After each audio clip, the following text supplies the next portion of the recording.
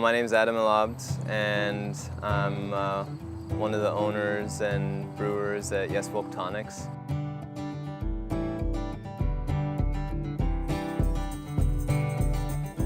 So this is a traditional Egyptian limeade. In Arabic it's called limonata, and we're making it with mint, which would be limonata bin na'na'. This is some really beautiful mint from the College City Garden right here.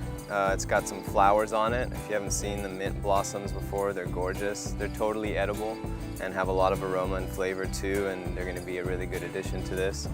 We've got some limes. Traditionally you would use the smaller key lime, but these limes work as well. And the thing that's pretty unique about this limeade is that we're actually going to put the whole lime in the blender and blend it up, and then strain all the skins and pith out.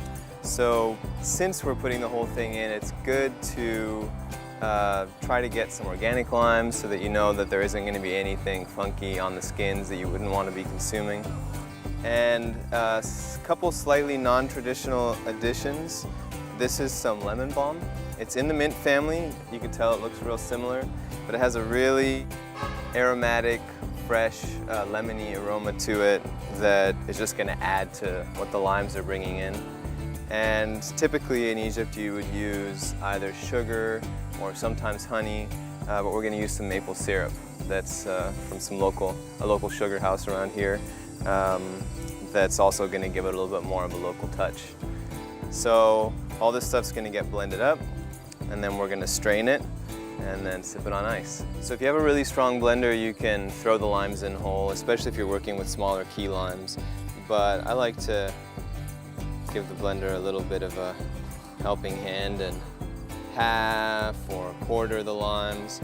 And when you're picking limes, the best way to pick them is to try to find one that's got a really smooth skin without a lot of deep pits or texture to it. That's how you know that it's still plump and fresh and hasn't started drying out from the inside. I'm gonna toss these in the blender here, some water in there.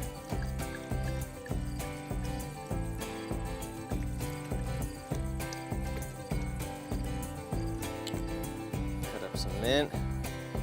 If you put a lot of the thicker stems of the mint in, you might give your blender blades a little bit of a run for their money. So it's good to leave the thicker stems behind, but definitely make sure you get every last aromatic little leaf in there.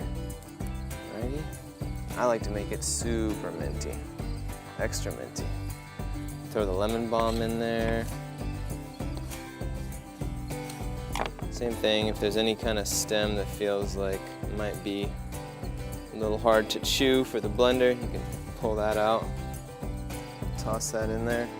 A little touch of maple for sweetness. I don't like to go crazy with the sweetness, but you can play with it and put as much or as little as you want. And you just pour that through any kind of a mesh strainer or colander just to get all the pulp and skins out of there. And you can kind of shake it around. You can even use a spoon to help you sort of press everything through. And we'll take that, just pour it over some ice.